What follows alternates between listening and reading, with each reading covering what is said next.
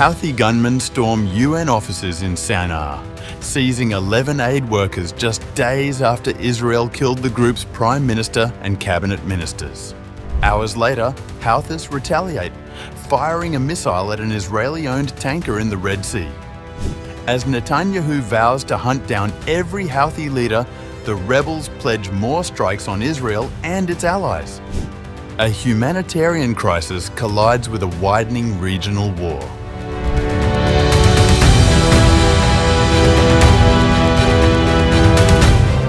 The Iranian-backed Houthis raided offices of the UN's food, health and children's agencies in Yemen's capital, detaining at least 11 employees as the rebels tightened security across Sana'a after the Israeli killing of their prime minister and several cabinet members.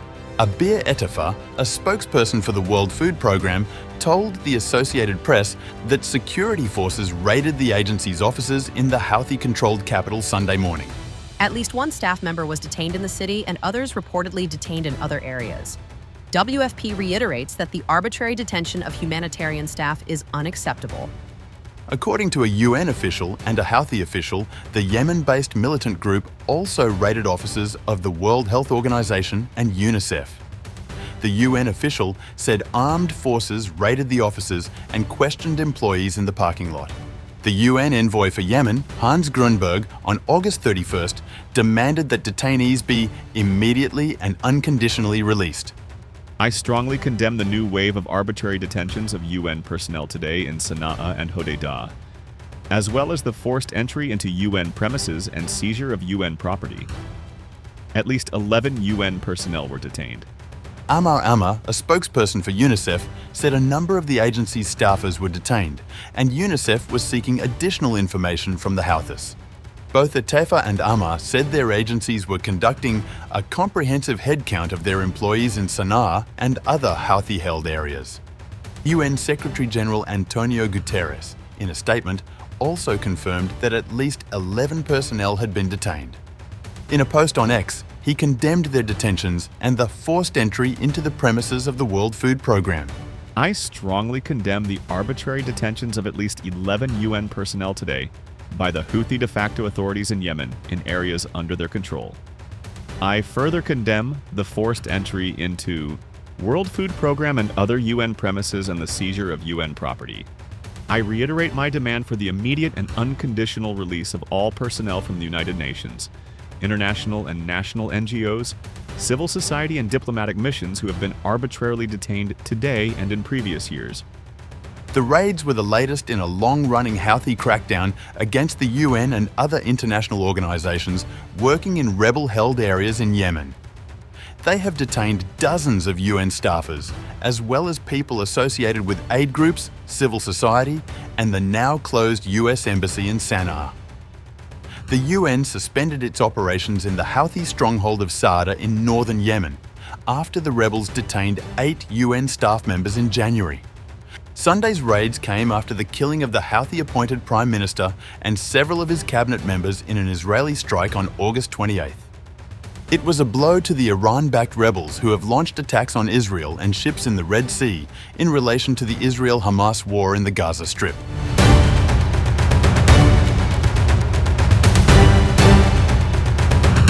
Meanwhile, Yemen's Houthis said on September 1st that they launched a missile towards the Liberia-flagged Israeli-owned tanker Scarlet Ray ship near Saudi Arabia's Red Sea port city of Yanbu. Houthi military spokesman Brig General Yahya Saree claimed responsibility for the launch in a pre-recorded message aired on Al Masirah, a Houthi-controlled satellite news channel. The naval force of the Yemeni armed forces carried out a military operation targeting the Israeli oil tanker Scarlet Ray in the northern Red Sea using a ballistic missile. The operation resulted in a direct hit on the ship, thank God. The Yemeni armed forces affirmed their continued support for the Palestinian people by preventing Israeli shipping, or those, heading to the ports of occupied Palestine and the Red and Arabian Seas, as well as by carrying out further military operations against Israeli enemy targets in occupied Palestine. These operations will not stop until the aggression stops and the siege on the Palestinian people in the Gaza Strip is lifted. The British military's United Kingdom Maritime Trade Operations Centre, which monitors Mid-East shipping, earlier reported a ship had heard a splash and a bang off its side near Yanbu, Saudi Arabia. From November 2023 to December 2024, the Houthis targeted more than 100 ships with missiles and drones over the Israel-Hamas war in the Gaza Strip. In their campaign so far, the Houthis have sunk 4 vessels and killed at least 8 mariners. The Houthis sank 2 vessels in July, killing at least 4 on board, with others believed to be held by the rebels. The Houthis' attack on the ship appears to be their response to the recent Israeli strikes on the capital Sana'a, killing the Houthis' prime minister and several cabinet members, as well as their raids on the offices of the United Nations Food, Health and Children's Agencies in Yemen's capital Sunday, in which at least 11 UN employees were detained.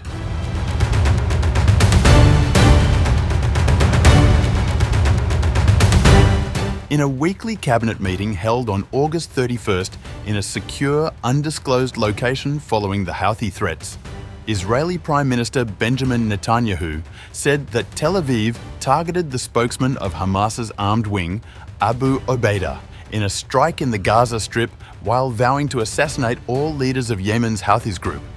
Security has been significantly tightened around Prime Minister Netanyahu, Defense Minister Israel Katz, and other senior officials after the elimination of top Houthi leaders in Yemen, according to reports. The Houthi rebels, meanwhile, have vowed revenge. According to the Cannes public broadcaster, the Shin Bet has been taking special and unusual measures to protect the senior officials. The leader of the Houthis, Abdulmalik al-Houthi, said earlier on August 31st that the group would keep launching attacks against Israel, vowing to continue targeting Israel with missiles and drones and to escalate these attacks. In a speech broadcast on the Houthis Al Masirah TV, al-Houthi said, "The martyrs, as is clear, are government officials serving ministers. The entire list of martyrs includes ministers working in civilian capacities. The Israeli enemy, with its criminality and brutality, even targets children, women, and unarmed civilians. Therefore, this crime of targeting ministers and civilian workers adds to its criminal record throughout the region." During his cabinet meeting, Netanyahu in his cabinet dismissed the threats, referring to the Houthi official slogan that calls for death to Israel and a curse on the Jews. In every one of his speeches, Houthi leader al-Houthi promises he will strike Israel, that he will destroy Israel. That's written on their flag. That promise will not be fulfilled. But our promise to strike the terror regime with increased force is being fulfilled. In a deadly blow, the IDF eliminated most of the Houthi government and additional military officials. Israel would continue working to assassinate senior Houthi officials. This is only the beginning of the campaign targeting senior officials in Sana'a. We will reach all of them. What began as a strike on Houthi leaders has spiraled into a showdown that now entangles the UN, Red Sea shipping lanes, and Israel itself.